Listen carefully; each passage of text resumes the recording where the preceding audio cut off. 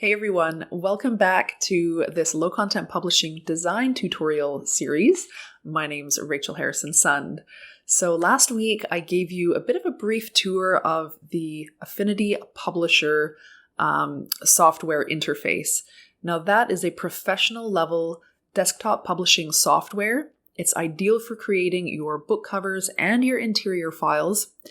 And it's a real alternative to Adobe InDesign. It's got all the features that you're ever going to need or want to create your low content books, and it is at a fraction of the price. So even though I use InDesign strictly because I've been using it for over a decade now, after downloading Affinity Designer yesterday, I think it was, this program really gives InDesign a run for its money. So this is a really, really great program that you can use to just take your design efforts up to the next level if you so choose. So this week, we're going to be doing a weekly planner. So, without further ado, I'm just going to flip the screen now and we're going to jump right into the tutorial. So I hope you enjoy. Okay, so this is the weekly planner interior that we're going to be creating today. So this is an undated weekly planner, and you can choose to leave it undated like this one, or you can choose to include dates. Now, I didn't want to get too fancy right off the bat here, so just wanted to start off showing you something basic, just so you can focus more on wrapping your head around this software and the different functionalities that it has. And then obviously I encourage you to get a little bit more complex and creative when you create your own. There are obviously many different types of planners out there, daily ones, the weekly ones that include calendars and whatnot, but we don't want to jump in head first here. We're just going to start off with the basics. And then hopefully you're going to learn enough about what this tool is capable with that you'll be able to extrapolate that in your own design and, create something a little bit more custom and just build upon what you're learning right now. So let's go ahead and go on over to Affinity Publisher, where we're going to create a new document. So we'll go to File, New, and this is where we're going to set up everything for our document. Now we're going to make sure that the type is print, press ready. And for the page preset, this planner is going to be a 6x9. So there aren't any page presets here that we're going to use. So we're just going to make sure that's on custom. Now for document units, I think most of us are going to be using inches. And for image placement policy, I like to prefer linked rather than embedded. And if you're not sure what that means, basically if you use a linked image, what that means is you can go into the source image file and make edits to it after it's already been placed in this file, and then whatever edits you make in the other program are going to update in this one. If you don't foresee yourself having to make any edits to an image after the fact, after it's already been placed in this file, then you don't really need to worry about that. You can just leave it as embedded. I'm going to leave it as linked just in case. And for number of pages, since this is going to be a very simple weekly planner and we've got 1 week per page, that's going to give us 52 weeks in a year, so 52 pages. And then I'm going to want a couple of pages at the beginning, just so I can have one of those pages that says belong to, your contact information and whatnot. And then I also want a page where I can put a logo and contact information. So that's going to add another couple of pages. So that's going to give me a total of 54 pages. Now we're going to leave default master clicked, and we'll get to that once inside. Now we're going to go to our layout, and this is where we're going to enter our 6x9. DPI, you want to make sure that's on 300. That is what print-ready documents require, so leave that at 300.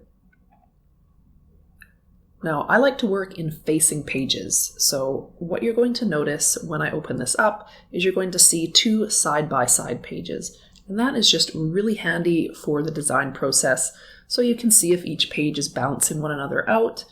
It's not perfectly necessary, but this is something that's really going to help with your designs. And you want to keep that on arrange horizontally and start on the right. Now for color, you can choose CMYK, as that's the color mode that is required for printing, so we'll choose that. Don't worry about the color profile.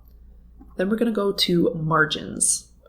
So if you go on the right here, you see this little kind of a chain. We want that unchecked because we don't want all of our margins to be the same. So our inner margin is going to be slightly larger than the other margins, and that's called the gutter. And what that does is it just allows for that approximately 1/4 of an inch in the middle that's going to be taken up by the glue that holds the perfect binding together on our books. So there's going to be that little bit in the middle that's basically unusable space, and if we add that into our inner margin, that's just going to ensure that nothing on the inner sides is going to get inadvertently cut off or just look a little bit too close to the spine. So I'm going to give that a 0.75 inch gutter. For outer, I'm going to hit 0.5 inches, and I'm going to do that the same for the rest of them as well. Now we're going to head over to the bleed, and we're going to make sure that our bleed is 0.0125 inches. And if you hit tab with that little chain link clicked, that's just going to auto-populate all of the other bleeds as well. So once you've got that set up, we'll just hit OK, and then we're into our document. Okay, so here we are. Now, as you can see, we've got all of our pages lined up on the left-hand side here. And what we're going to do first is we're actually going to head up to our master page. So master pages are really useful if you'd like a set of rules to apply to more than one page in your document so that you don't have to recreate the same page multiple times or spend any time, copying or pasting multiple pages or anything like that. So it can be used for things like setting up margins, grids, guides. Maybe you have a watermark that you want to appear on every page, or a header or a footer, or basically any design element that you want to see repeated on multiple pages. So let's go ahead and click into our master page. So we've already set up our margins, but what I want to set up now is a little bit of a grid just to help us with our design. So I'm going to go up to View, and then I'm going to scroll down to the Guides Manager. And I want to create a few columns here just to help me with my design. So I'm going to go to Vertical Guides, and I'm going to add a couple of columns. Now I kind of want this in thirds, but I want a little bit more than a third devoted to my little notes and to-do section. So I'm going to ramp that up to 5 just to get a little bit more width out of the right-hand column. And I think I'm going to decrease the gutter just a touch to 0.2 inches, just to tighten that up a little bit. So now that we've got our columns, we can just hit close, and now we've got something to align our text boxes to, and that is just a good design practice. All right, so the first thing I'm going to do is set up my header.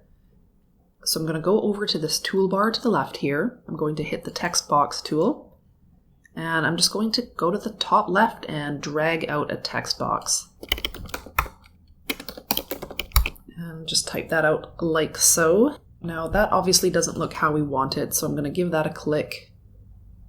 And I'm really not keen on Arial, so we're going to stick with the sans serif, but we're going to choose something just a little bit more attractive. So I'm going to use Gill Sans here. And I'll keep it regular for now, and we'll just bump that up to, let's see, maybe 24 at the moment. Now, one of the great things about a professional design software like this is you've got so much more control over your typography. Now, there's nothing really, wrong with this type the way it is, but there are lots of things we can do to just elevate the design just a little bit further and make it look a little bit nicer. One of those things is by using a feature called tracking. Basically, what that does is it adds a little bit of space between all the letters, just to give it a little bit more breathing room, and then often the result is just something that's a little bit airier and just looks a little bit more sophisticated than if we were to just leave it like this. So I'm going to click that type to highlight it. So what I'm going to do is I'm going to head over to the Character tab. So that's just right here. I'll click on that, and that's going to give us all of the control over all the different features of this specific type.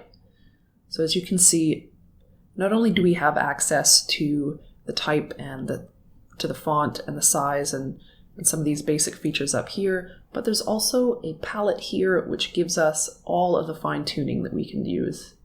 So this is tracking right here, so I'm just going to show you what I mean by this. So here's where it is now. And then as we increase the tracking, it just gives us a little bit more space. So I'm actually going to just hit 100, see how that looks. All right, I like that. Now the next thing I'm going to do is I'm going to go up to the color. It's just in plain black right now, but I find that using plain black against white looks a little bit too harsh. So what's really nice to just soften that up and lessen the harshness is to just decrease that, even if it's just down to about 80. So we'll leave that at 80 for now, and we'll see how that looks when we come back to it in a bit. Now this text box is a little bit too big, so I'm just going to grab this handle and just slide that up a little bit. Now we're going to work on our days of the week, which is going to be in this left hand. I'm going to use these 3 columns to fill it up with. So we're going to use a table to accomplish this. So this is the table tool right here. And I'm going to line that up with my margin, and I'm going to drag it out to however many rows and columns I want. And you can see here there's a little C and an R. The C is telling me it's going to be 1 column and the R is 1 row. So I'm just going to keep my eye on that. Obviously I only want 1 column and I'm going to want 7 rows. Once I've created that, I can just drag the handle here and make that whatever size I want. Okay, so now I've got my table. Let's populate it with the typography. So I'm not going to really worry about what it looks like just yet. I'm just going to type it in there. Okay, well maybe I'll just, maybe I will a little bit. All right, so I'm just going to copy and paste that into the next one here.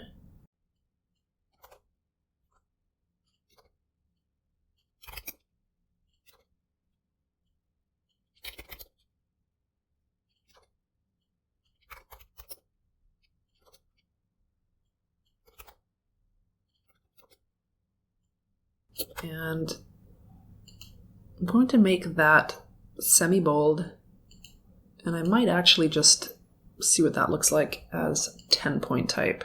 So this type is butting up a little bit too high against the cells, so we want to create a little bit of an inset so that it sits away from the top of that cell. So we're going to highlight that.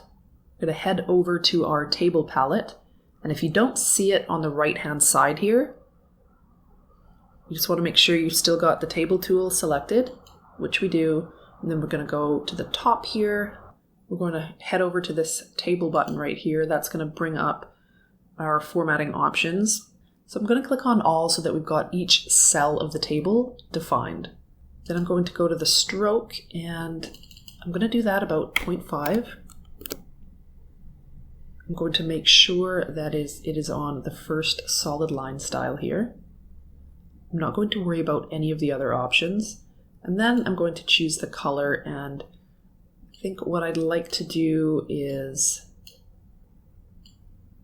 probably give this about a 60% black, just so that it sits back nicely and doesn't look too harsh. Okay, once I've done that, I'll just click out of it. Now, if at any point I want to take a look at what this document looks like without the margins and the guide showing up, I'm going to hit Control W. That's going to get rid of all that stuff, and then I can just see exactly what it looks like without all of that stuff intruding.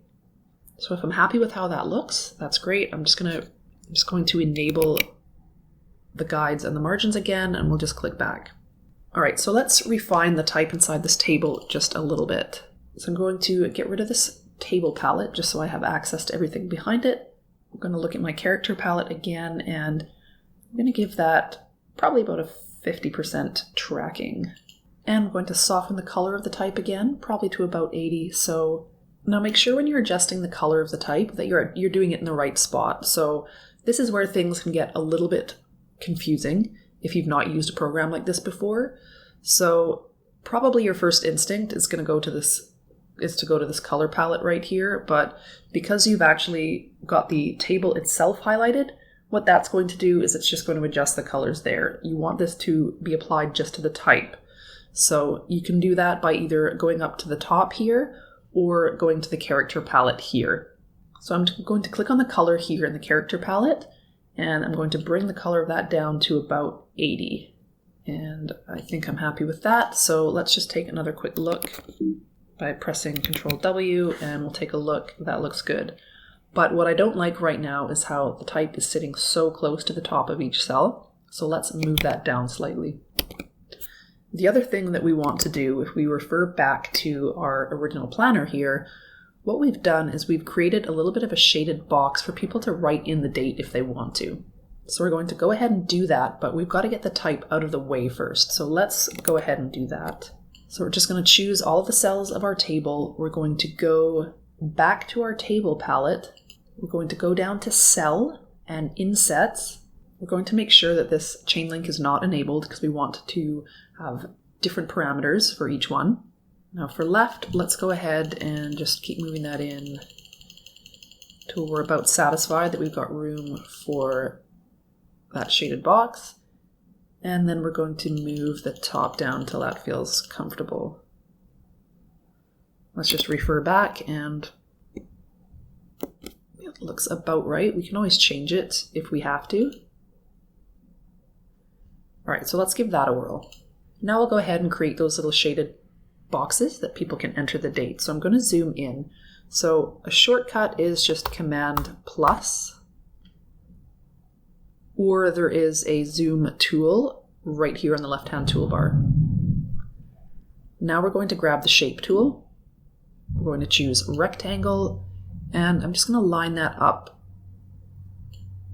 kind of like so. And I'm going to just kind of eyeball and make sure there's sort of equal distance between the top of the cell and the left of the cell. And then I'm going to choose the move tool, and I'm just going to use my arrow actually. Just get that down to about where I think is right. If you really want to, you can use the ruler tool, and you can actually drag down a ruler and make sure that it is perfectly in line with your type. And then I'm going to grab that. And first off, we want to make sure that this is the right color. So let's just check that out for a sec. Let's get rid of the table palette. We don't want any stroke on that, so we'll just get rid of that. And it's at about 10%. I think that's good. It's good enough to show people that there is a box there, but it's not dark enough that it's going to obscure whatever's written there. So if we're happy with that, we'll just grab it. And to copy it, you can either do Edit, Copy, and Edit, Paste. But to make things easier, you can just do a little bit of a shortcut. You can hit Option, and then just start dragging it, and also hold down the Shift key, and that will keep things in a perfectly straight line. So I'll just move that down, and now I'll just grab them both and do the exact same thing. So I'm just hitting Option, and then I'm clicking and dragging while holding down the Shift key.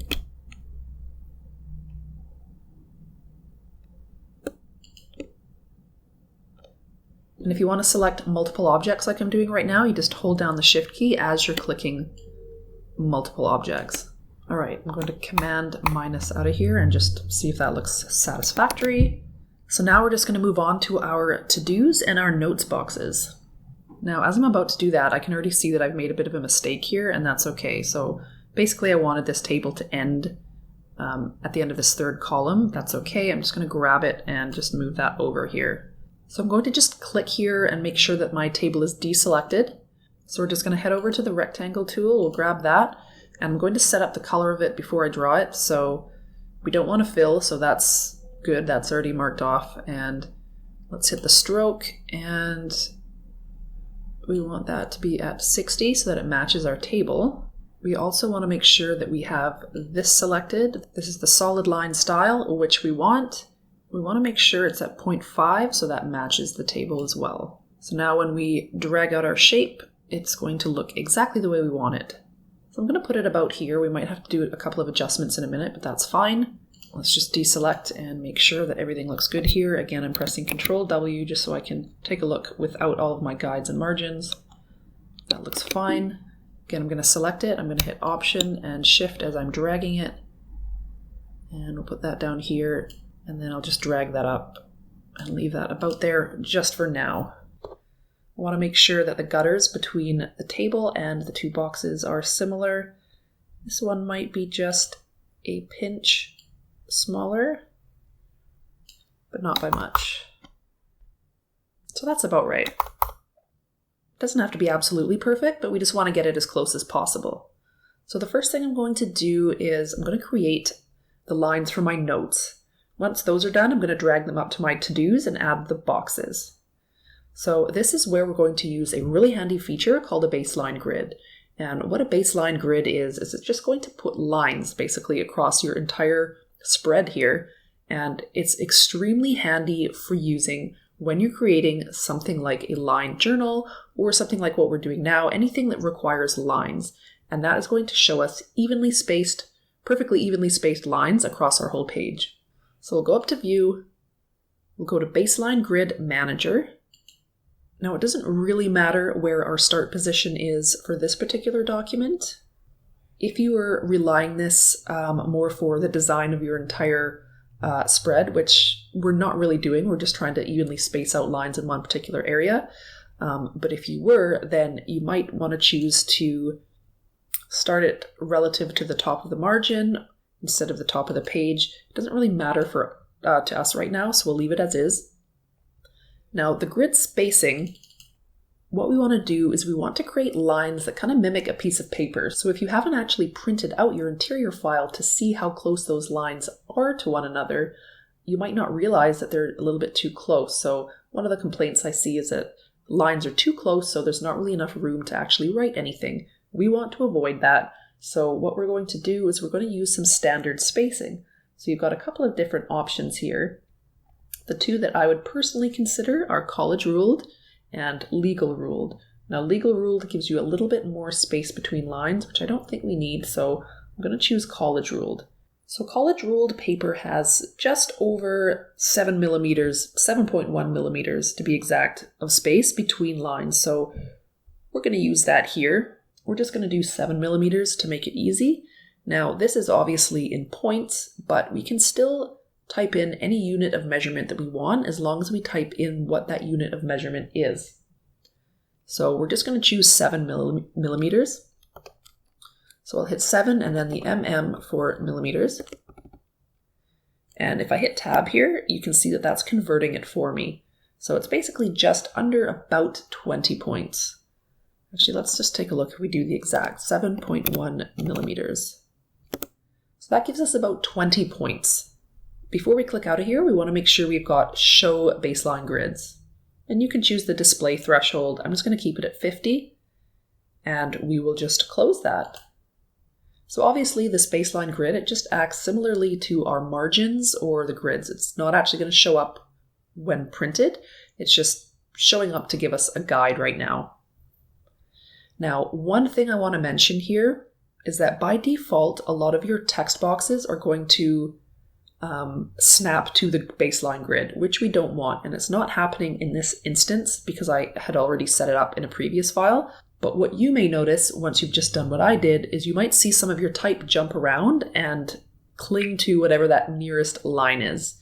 If that's happening for you, all you need to do is click whichever text box it is, or you can click any of the cells in your table like so. And you're just going to go over to the paragraph tab.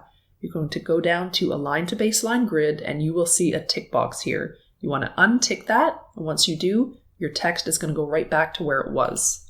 So that is something that is a little bit different in InDesign, and this one, yesterday, it had me running around for like 10 minutes trying to figure out what to do about that. Okay, so let's get to making our lines. Now, this is another thing that's a little bit different to InDesign. InDesign actually has a line tool. And again, this is something that I had to surf the internet for a few minutes to just try and figure it out because it wasn't immediately apparent to me. So the line tool in Affinity Publisher is actually hidden in the pen tool. So we'll click the pen tool. Then you're going to want to go up here to mode and make sure it's on this straight line, or make sure it's on line mode. Again, we want to make sure it's half a point. And we want to make sure that it is at 60% black, and we do not want to fill. So if that's good to go, then we can just start clicking. So you just click once and then you click where you want that line to end and you will get a nice, perfectly straight line. Now I'm going to hit the selection tool and I'm just going to start copying and pasting this line. And the quickest way to do that, I'm going to hit the Option key. Well, I'm going to select the line, I'm going to hit the Option key and then drag. And as I'm dragging, I'm going to hit Shift, and that is going to keep things perfectly lined up. It's going to allow me to drag it downward in a perfectly straight line. Now I'm not going to worry too much about this landing perfectly on those lines right now. I want to make sure that top one is lined up perfectly, sitting right perfectly on top of that line. Then I'm going to grab both of them. Again, Option, drag while I'm holding Shift. And I'm just going to keep going that way until we've got all of our lines. Again, I'm not worried about it being perfect just yet. And we can probably do maybe one more.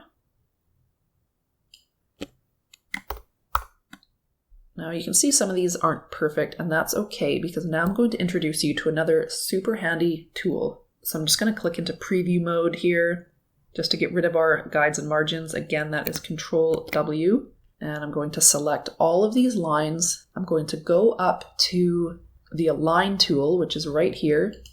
Click on that. Go to Align Vertically. And then this end button here, Space Vertically, I just give that one click.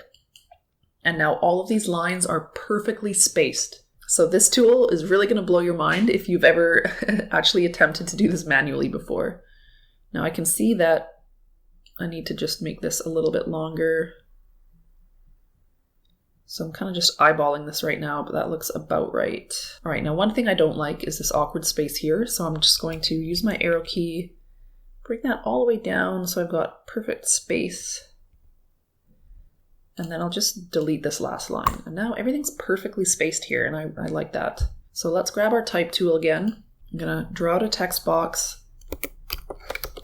Notes, all right, let's make sure that's correct here. So we've got Gill Sans, semi-bold, 10 point, 80% black, okay, and 50% tracking, okay, that's what I want. And I'm just gonna make sure that that's evenly spaced between the top and the side. So that's about right. All right, now let's grab these lines. And again, we'll do our little Option Shift trick to move those up. And I'm just gonna line them right off the bat here. All right, so get rid of that. And this. Okay, so now we've got our perfectly spaced lines at the top. We'll just do a little copy and paste here.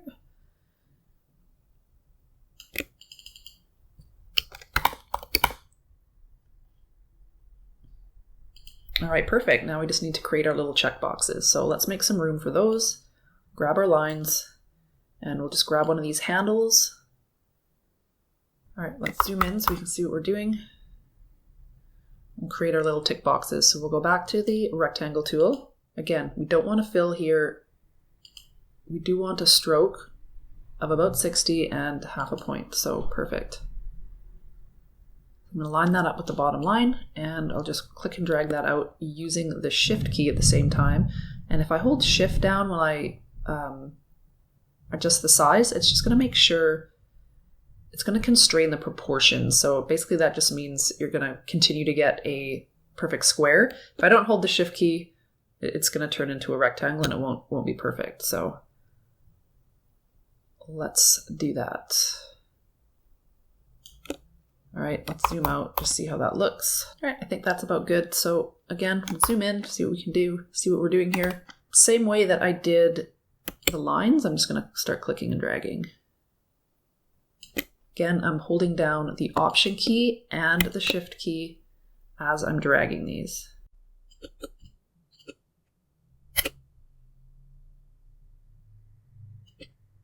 Okay, one more.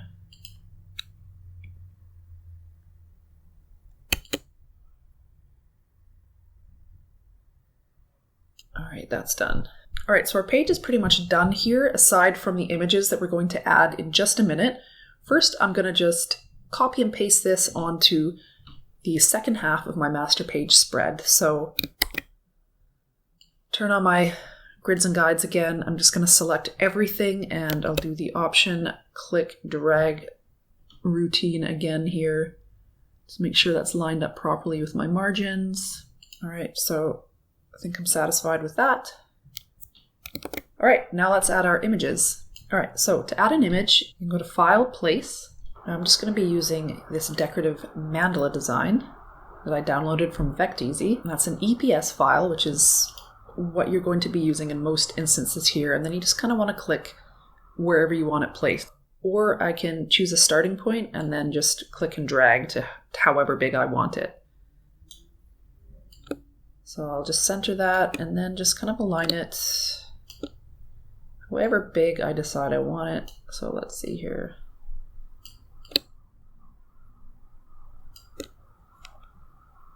All right, so that's probably about right. Now obviously we can't just have an image like this sitting on top of all of the stuff behind it because obviously people can't see it. So what we're going to do is we're going to go over to the Layers palette. And this is where you're going to have the opacity feature. So let's turn that down a little bit. And I'm thinking about 10 is probably good enough. You could lower it down even further if you want. But I would definitely recommend 10 being sort of the threshold that you don't cross if it's overlaying something important like it is here. So I might just turn that down even more to about 7.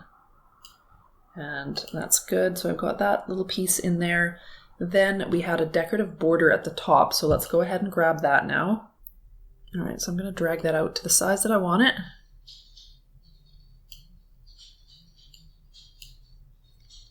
Now, it's really important when you're using images that jut up against the end of your document to make sure that image extends all the way to the bleed.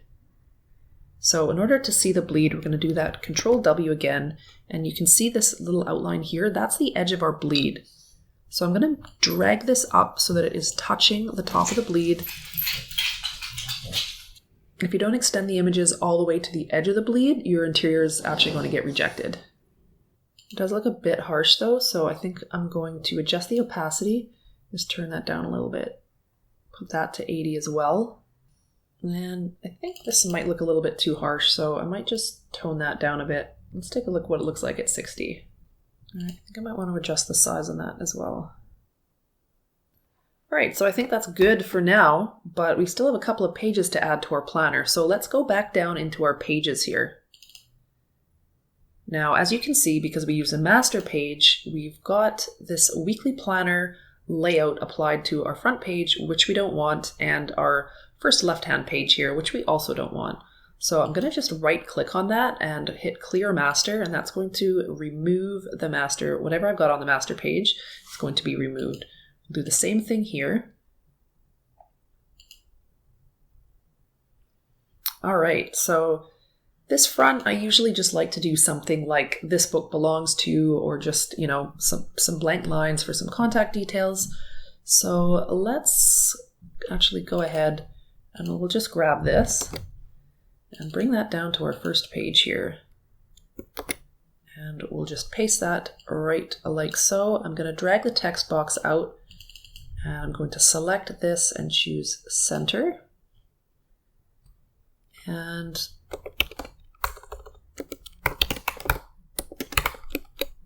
we can do a belongs to. You can obviously put whatever you want here.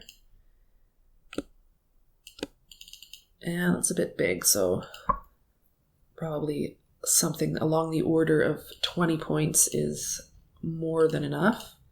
And again, we'll just drag out a line. So we'll grab our pen tool, make sure it's in line mode, which it is, half a point, and make that 80 or 60 rather. I think that's what we've been using. And I'm just going to drag out a line here. And that's not straight. So basically you want to hold the shift and then If you hold Shift while you're clicking, that's going to create a perfectly straight line. And we can just kind of try and line it up here.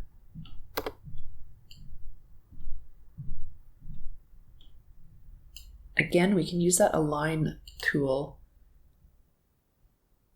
And if we do Align horizontally, that is going to put it right smack in the middle of the page. But want to make sure that you've got Align to Page here. Okay, there we go. And then you might want to just kind of play around with this a little bit. You might want to adjust the tracking. So this is just a quick little tip here. If you want to adjust the tracking, you can either use the tracking panel right here, or you can hit Option while you're hitting your right arrow button, and that will track it out as a shortcut. All right, so now I want to make my line a little bit longer. Again, I want to make sure that's perfectly aligned, so let's just click there. And I'm just kind of eyeballing it here. Then we'll go to our second page, and this is where I normally like to put things like my brand logo, contact information. You can attribute images here, so let's go ahead and do that. We'll go to File, Place. All right, I'll just drag that out. All right, so I got rid of my margins because I had wanted to get rid of the master page. I'm just going to drag a line out from my ruler here. Make sure that Show Guides is on. Otherwise, you'll drag out a line and you won't see it. So I've just dragged out a line that's same as my margin, and I'll do the same for this side margin. Grab my text tool again, drag out a text box. Now, if you're on a Mac, Option G will get you that copyright symbol. I'm not sure off the top of my head what it is on a PC.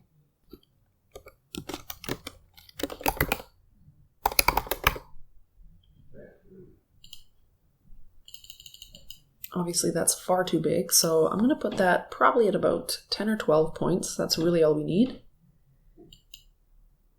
And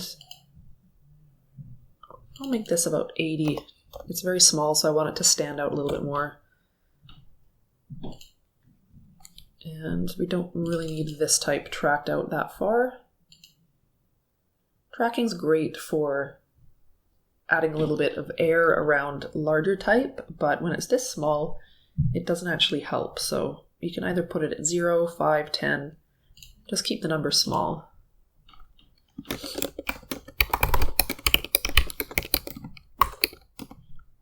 Then if you wanted, you could do your contact information.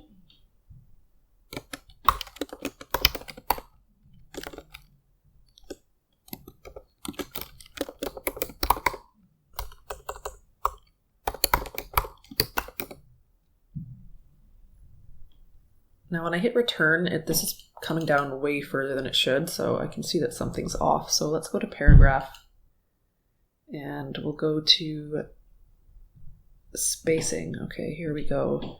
All right, so this is where you would add, if you wanted a certain amount of space after a paragraph, then you could increase this number. I don't want any, I want it to just be set to default.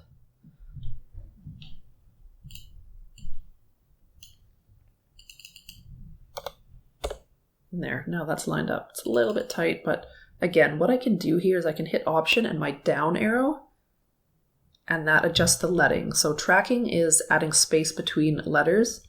Leading is adding space between lines. And I've used some images from Vecteezy for this, so I'm going to attribute that here as well.